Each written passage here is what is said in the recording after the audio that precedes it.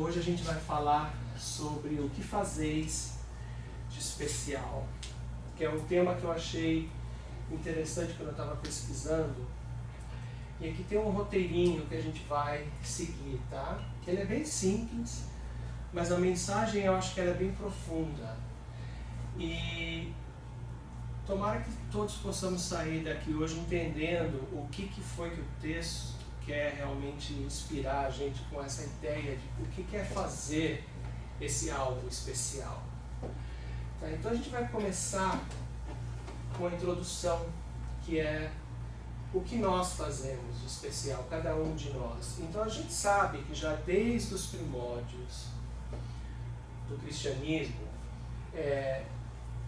a sociedade, de uma certa forma, eles cumpriam com os deveres que eles consideravam serem os deveres da sociedade. Como em toda a história da humanidade, sempre houveram os que eram os justos, os que infringiam as leis, mas de uma forma em geral, publicanos, fariseus, como eles dizem aí, comiam, bebiam, cumpriam os seus deveres. Mas Jesus sempre chamava a atenção deles, porque eles não cogitavam nada sobre a vida futura naquela época, né? Então a gente para e pensa, boa noite, sejam bem-vindos, então a pergunta que a gente vai analisar aqui em conjunto é como é que a gente serve além desses deveres familiares e sociais, que já não são poucos, né? Se a gente parar para pensar no que foi a evolução da sociedade daquela época para os dias de hoje, especialmente, nós temos uma vida muito mais complexa do que a época dos publicanos e fariseus. Naquela época a vida era muito mais simples. Hoje em dia, as nossas obrigações, não só com a família, mas também com a sociedade ao nosso redor, com a comunidade que a gente vive, já é bem grande. Mas então como é que a gente ainda serve além disso, né? Então nós vamos chegar lá, passando passinho por passinho. Então, o papel de todo cristão, e isso me lembra que há umas 2 ou 3 palestras atrás eu falei sobre o sede perfeitos, que é essa mesma passagem, né, que fala, né, que Mateus explica que foi dito que você amará o teu próximo, odiarás o teu inimigo, e Jesus falou, porém eu vos digo, amai os vossos inimigos e orai pelos que vos perseguem, para que vos torneis filho do vosso Pai Celeste, porque Ele faz nascer o seu sol sobre maus e bons, e vir chuva sobre justos e injustos. A gente sabe que Deus, eterno, bondade suprema, e não faz distinção entre bons e maus, né? E aí fala, porque se você só amar o que vos amam, os publicanos também não fazem o mesmo, né? Lembrando que os publicanos não era realmente uma casta da sociedade muito bem vista naquela época, né? Se você só saudar o teu irmão, também os gentios não fazem isso, então, portanto, sede vós perfeitos, como perfeito é o vosso Pai Celeste. E a gente viu naquela outra palestra que essa ideia de perfeição é relativa. A gente não está buscando aqui ser perfeito como nosso Pai, porque ninguém pode. Deus é só um. Né? Mas por que Jesus deixou isso claramente explicado para a sociedade naquela época? Boa noite. Porque Ele nos deixou, na verdade, um roteiro de como nós podemos ser bons cristãos. E isso tudo foi deixado no Sermão do Monte. Se você olhar no nosso Evangelho, tem 8 capítulos dele, em sequência, que nos dá essa receitinha de como a gente tem que agir para ser bons cristãos. Bem-aventurados os pobres de espírito, porque deles é o reino do céu. Por pobre de espírito, ele quer dizer humilde, simples. Bem-aventurados os que choram, porque serão consolados. Porque já é o entendimento de que a nossa vida não é daqui, a nossa vida é do outro lado. Então, nessa vida, nós vamos ter momentos em que nós vamos sofrer. Bem-aventurados aqueles que são brandos e pacíficos, porque herdarão a terra. Naquela época, ele tinha que dizer herdar a terra, porque ainda não estavam preparados para entender a existência da pluralidade de mundos e da existência de outros mundos. Então ele tinha que prometer alguma coisa que era palpável para eles, né? Mas os brandos e pacíficos, por quê? Porque a sociedade, a humanidade naquela época era bem brutalizada. Esses dias eu vi uma uma explicação interessante para essa passagem do bem-aventurados, aqueles que são brandos e pacíficos, porque herdarão a terra. Eu ouvi, se não me engano, acho que foi o Haroldo Dutra falando sobre essa passagem, e ele estava falando que ele, nesse ponto aí, provavelmente ele usou herdarão a terra, já pensando que a terra se tornará um planeta de regeneração de próprias inspirações. Então esses que são brandos, tá? Vocês vão continuar a terra no futuro. Exatamente, a terra no futuro. Senão vai poder reencarnar, na violência, essas coisas. Bem-aventurados os que têm fome e sede de justiça, porque serão saciados. Bem-aventurados aqueles que são misericordiosos, porque alcançarão misericórdia, ou seja, perdoar para ser perdoado. Bem-aventurados os que têm puro o coração, porque verão a Deus. E bem-aventurados os que sofrem perseguição pela justiça, porque o reino dos céus é para eles. Novamente, nos explicando que o papel do homem na terra era de ser um espelho do que foi Jesus. Jesus não foi só o nosso maior professor. Ele nos ensinou, mas ele também vivenciou num laboratório a vida inteira dele dando exemplo. Ele não foi só um professor teórico que falou, olha, você faça isso, você faz aquilo. A vida dele foi um exemplo de laboratório da aplicação dessas leis. E aqui ele fala que e na última parte, os que por causa dele vos injuriarem, vos perseguirem, e disserem coisas más contra eles, porque na verdade isso vai ser a grande recompensa deles, porque naquela época era muito difícil também, aqueles que decidiram seguir a Jesus iriam e foram perseguidos do mesmo jeito como ele foi. Então ele deixou isso de uma forma muito clara nesse Sermão do Monte. Porém, embora ele tenha deixado o roteiro, como eu falei, a humanidade está muito brutalizada naquela época.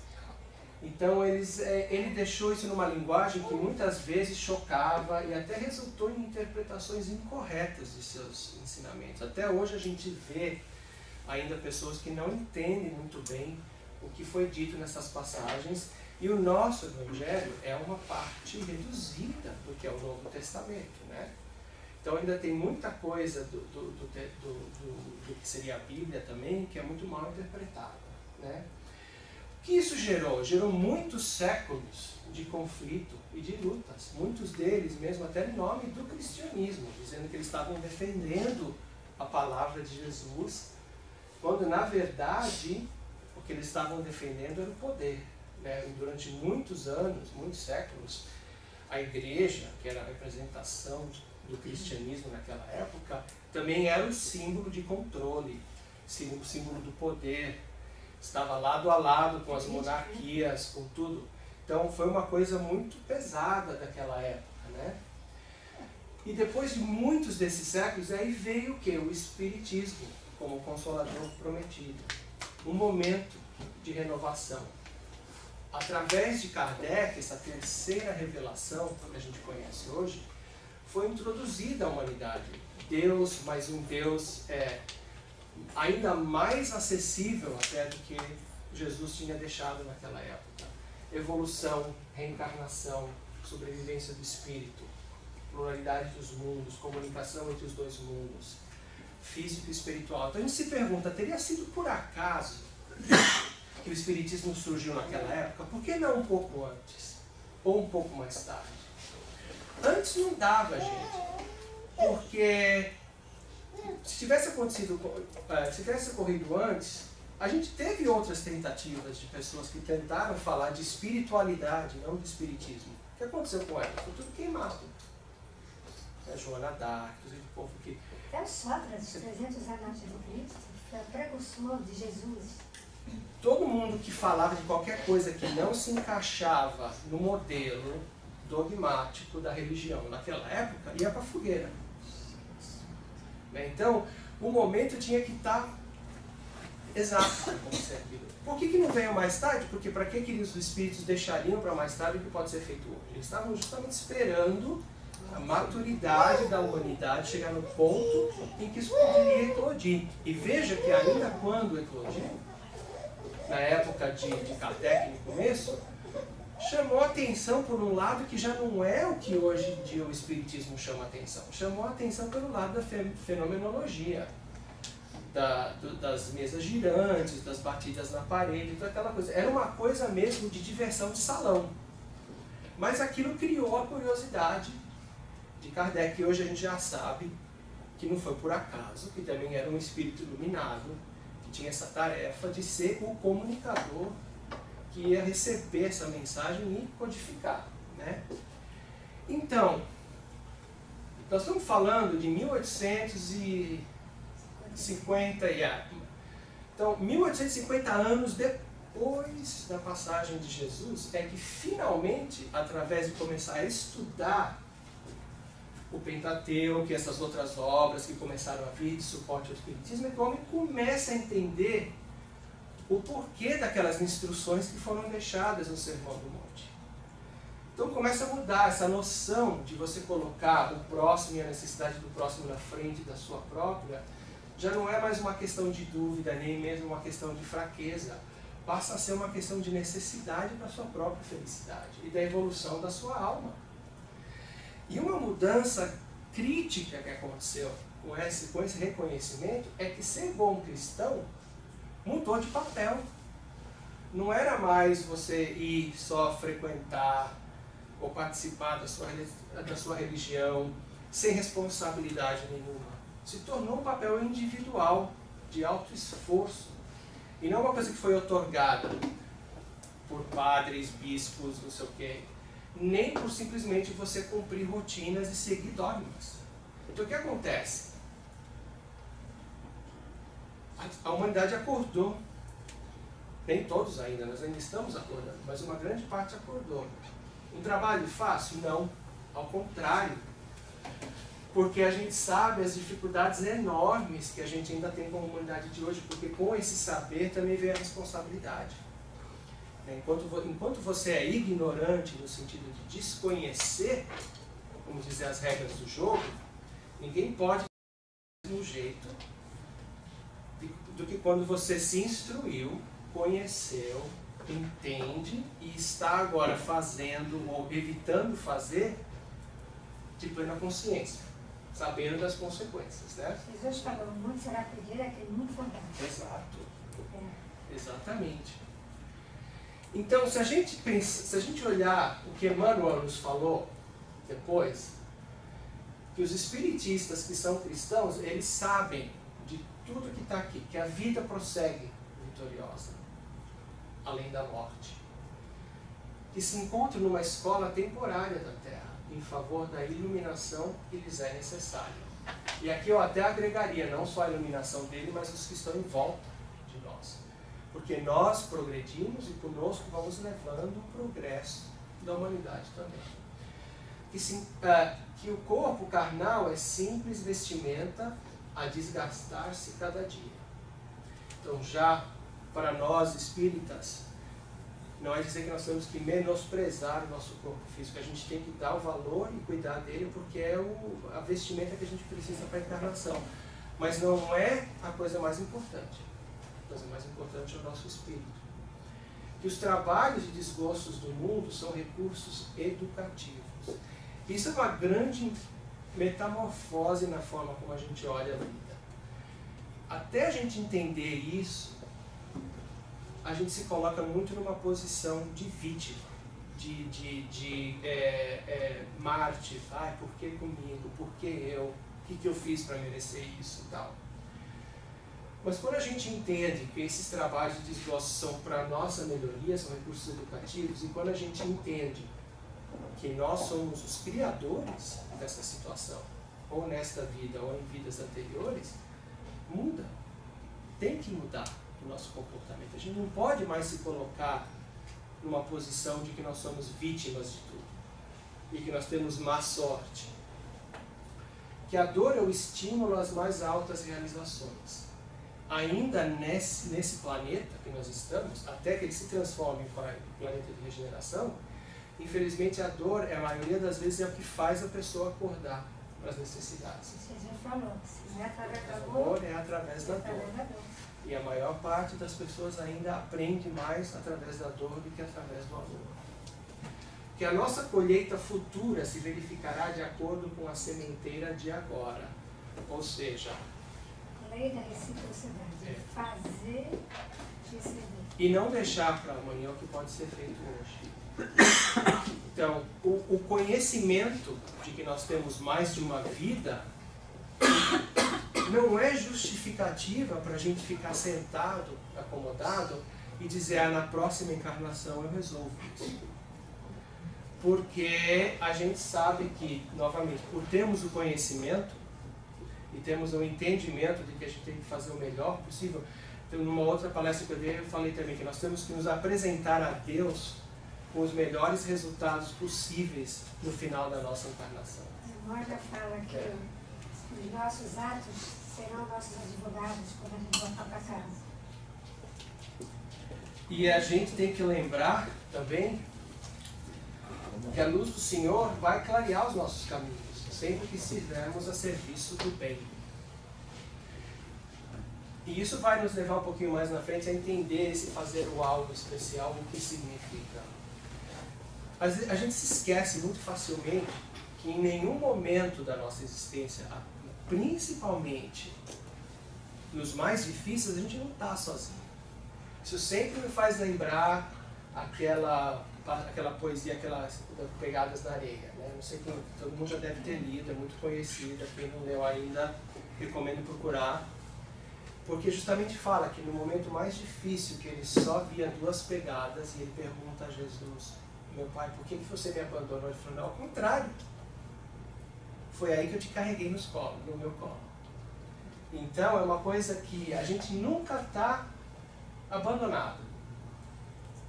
Que toda oportunidade de trabalho no presente é uma bênção dos poderes divinos. Então a gente nunca deve se queixar que está no trabalho, que está ocupado, que está cansado. É normal, a gente vai passar por essas fases, ninguém é perfeito aqui. Mas é se lembrar, a nossa função principal no momento agora é ir mudando aos poucos a nossa forma de pensar. Porque o pensamento se transforma em ação. Nós vamos chegar lá também. Que ninguém se acha na crosta do planeta em excursão de prazeres fáceis, mas sim em missão de aperfeiçoamento. Ninguém está aqui de férias, gente. Ninguém está aqui de férias. Se um de nós, ou se você se considera uma pessoa privilegiada, que de certa forma todos nós o somos, porque você sempre consegue se comparar com alguém que está muito pior, a gente precisa agradecer por aqui.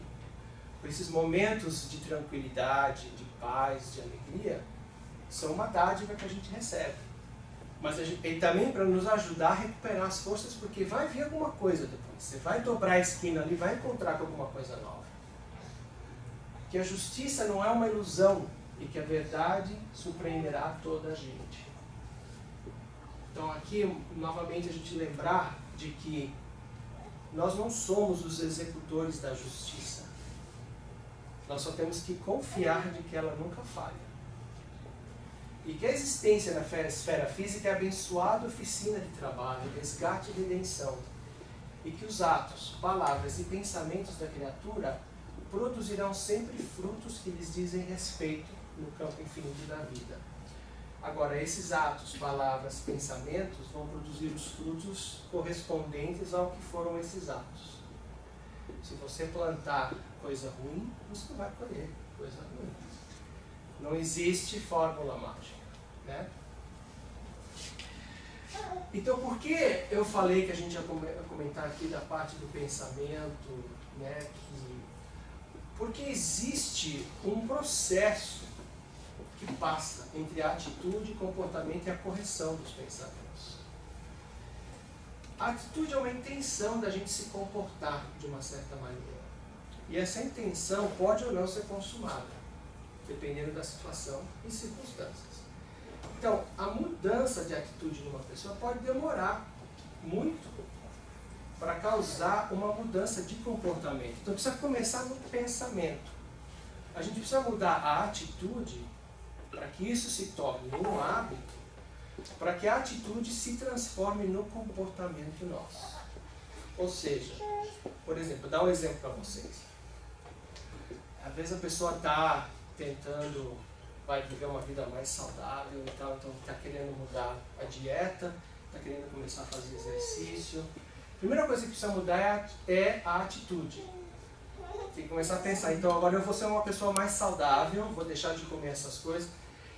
Eles dizem que essa atitude, até se tornar um comportamento ou um hábito, demora no mínimo 2 semanas. No mínimo. Dizem que o ser humano, o mínimo necessário para você se transformar uma coisa num hábito normal, numa coisa repetitiva, são 2 semanas. Aí você vai começar a ir na academia. Você precisa começar a mudar a sua atitude e se forçar a essas atividades que não eram normais, para que isso venha a se tornar um hábito seu. Em alguns casos, essa coisa não chega nem a ocorrer. Porque, como diz aqui, né, a gente falava que o inferno está cheio de gente cheia de boa vontade. Né? Ele fala, o umbral também há uma multidão de espíritos de boa intenção. Né? Porque não adianta só ter a boa intenção, você precisa ter a intenção e colocar ela em prática. Então existe esse tempo de maturação entre esse estímulo recebido, você leu uma coisa, ou você veio com a palestra aqui, se inspirou. Aí você fala, não, né? Aí você volta para casa, precisa começar a trabalhar e manter esse hábito, em executar isso. O que fica no caminho de tudo isso? Orgulho, egoísmo e ego. E esses são os nossos inimigos que a gente precisa lutar. Porque muitas vezes para você transformar essa intenção em comportamento, você precisa matar esses 3 aqui dentro de você. Porque muitas vezes para você chegar lá, você vai ter que deixar o teu orgulho de lado, você vai ter que deixar o seu egoísmo e pensar no outro, o teu ego vai ficar meio murchinho, porque não vai estar, ninguém vai estar, né, te agradando o tempo todo. Então é por isso que a gente precisa fazer um esforço de constantemente estar trabalhando nessa direção. Então, o texto ainda sugere que o espírito sincero ele deve se ater a uma única coisa: pôr em prática os ensinamentos de Jesus. Sabendo que, ao tentar seguir esses exemplos, ele vai cometer erros, vai ter deslizes, vai ter muita frustração. Mas lembrando que a outra parte falou, nós nunca estamos sozinhos. Nessas horas é onde a gente precisa pedir ajuda dos nossos espíritos protetores, de Jesus, porque a gente vai chegar lá. O caminho da Terra é de progresso. O caminho dos espíritos encarnados aqui é de progresso. Mas ainda ele complementa e fala, ainda, em adição a isso, se em qualquer ação que você estiver tomando, você se preocupar mais pelo interesse geral, esses caminhos vão ser mais livres para você. Porque aqui é onde está o conteúdo de fazer algo especial. O algo especial, que a gente vai ver no próximo slide. Eu não entendi essa última parte. Desculpa. Essa a invocação. Sim, quando você estiver fazendo qualquer ação que você estiver fazendo, você se preocupar mais pelo interesse das pessoas em geral do que você mesmo, né? Então aí o caminho vai estar mais livre, porque você vai receber a ajuda. Porque a intenção de todos nós é sermos uma só família, nos ajudando uns aos outros, né? Agora, fazer esse algo especial, todos nós temos a capacidade. Agora a gente precisa mudar a percepção do que é especial, gente. É especial do ponto de vista de quem? Meu ou de quem vai se beneficiar por isso?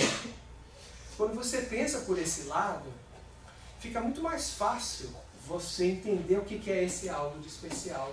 Porque o que é normal para nós pode ser extremamente especial para quem o fazemos. A gente tem que sair do nosso espaço, olhar para a pessoa que está necessitada e tentar entender o que eu posso fazer para ajudar. E o recipiente dessa atitude especial não necessariamente precisa ser outro ser humano. Como, por exemplo, o que podemos fazer de especial? Podemos cuidar da natureza. O que podemos fazer de especial? Podemos dedicar tempo para ouvir uma pessoa que está com um problema. Podemos estender a mão para uma pessoa que está necessitada. podemos ter paciência com aqueles que são menos instruídos do que nós. Isso se aplica muito ao nosso ambiente de trabalho. Nem todas as pessoas tiveram a oportunidade que nós individualmente tivemos de instrução, de conhecimento. Então, podemos... Outros exemplos, vamos lá. Qual outras coisas especiais que vocês acham que nós podemos Orar fazer? por alguém, se você não puder fazer nada, ora. Orar por alguém. Ajuda muito. O que mais? Não julgar os outros, porque a gente não sabe o que eles passaram. Até que você caminhe um dia nos sapatos daquela pessoa, nós não temos o direito de julgar. Então esse algo especial, gente, não é uma coisa fora do normal. O que nós fazemos de especial é que todos os dias nós temos que tirar um momento da nossa vida, daquelas responsabilidades familiares e sociais, e se preocupar com a nossa família maior, que é a humanidade, que está ao nosso redor. Me veio, quando eu estava escrevendo isso, por exemplo, uma ideia, né, de que, por exemplo, com relação à natureza, você está andando, você vê um papel no chão, por que não pegar? Se você não pegar, aquele papel, por exemplo, pode ser levado para um bueiro. Especialmente plástico. Daquele bueiro, aquele papel pode chegar ou direto no oceano, ou num córrego, numa água e tal. Aquilo pode contaminar aquela água. Aquela água contém peixes, outras coisas que servem de alimento para alguém. Então você vê a cadeia de que se você pegar aquele papel do chão, você está quebrando naquele momento. Agora imagina a quantidade de papel, de plástico, de sujeira que existe no mundo. Se todo mundo se preocupasse em pegar só um, isso se multiplica por bilhões de pessoas. Não é mais correto a gente dizer que é responsabilidade do governo da cidade de limpar a cidade. Você limpa a sua casa. A cidade não deixa de ser uma extensão da sua casa. Você está vivendo nela. Você está tirando os benefícios de viver nela. Eu moro em frente de um parque lindo, que infelizmente tem um problema de indigentes tremendo. E toda semana tem um grupinho de residentes que a gente se junta e a gente vai catar as coisas do parque para limpar. Então, esse algo de especial, gente, é a gente só se dar conta de que ao nosso redor existem imensas, inúmeras possibilidades de a gente fazer alguma coisa em prol dos outros. É o que a gente precisa fazer, porque no final das contas, isso nada mais é do que a lei da caridade, gente. Tudo aquilo que Jesus falou, deixou no Sermão do Monte, o Espiritismo veio para reforçar e explicar, se resume nessa palavra. Para você ser caridoso, você precisa cumprir com todos aqueles 8 capítulos do Evangelho. Não tem jeito de evitar. Né? E é o maior investimento que a gente faz no nosso próprio futuro. É a melhor conta de poupança que a gente pode ter. Porque é a única que a gente leva com a gente. Né? E eu pensei que eu tinha esquecido meus exemplos de atitude especial, mas estavam aqui no finalzinho. Então, vamos ver se eu lembrei deles de memória. Respeitar e honrar os idosos. Esse também é importantíssimo. Ouviram?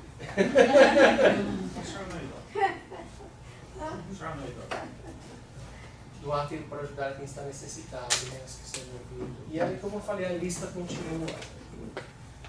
É uma coisa que se você... A melhor fórmula de saber se tem alguma coisa que você não, é você tentar se ver na situação que aquela pessoa está e imaginar. Eu gostaria que alguém fizesse alguma coisa para mim, se eu estivesse nessa situação. O que será que eu gostaria? Provavelmente aquela pessoa também gostaria a mesma coisa. Se você está aflito, está angustiado e gostaria de ter só alguém com quem conversar, provavelmente aquela pessoa também gostaria disso. Nós somos de uma forma únicos cada um, mas tão iguais nas nossas necessidades, de tanta coisa que a gente tem. Porque nós somos espíritos quase com poucas diferenças no mesmo estado evolutivo. Então o que me machuca, machuca você, o que te deixa alegre, me deixa alegre, o que te satisfaz, me satisfaz. Com algumas diferenças, não estou generalizando. Mas a coisa mais fácil é você falar, bom, se eu tivesse nessa situação, primeiro, como eu teria reagido? Porque muitas vezes o algo de especial é perdoar, é relevar. Porque essa pessoa pode talvez ter te tratado de uma forma não adequada, mas em função do que está acontecendo na vida daquela pessoa no momento. A gente não pode pular a conclusão de que a pessoa está sendo ruim. Né? Então, como conclusão, que se nós mudarmos o nosso foco, o foco das nossas lentes, para enxergarmos aos outros, ao invés de nós mesmos, veremos que fazer algo de especial é muito fácil e deve ser uma prática diária para todo cristão. Então, hoje, para a gente sair daqui, começar a trabalhar na nossa atitude, para que essa atitude se converta em comportamento e o comportamento executado com frequência se transforma em hábito. E aí, se Deus quiser, a gente vai estar um pouquinho melhor.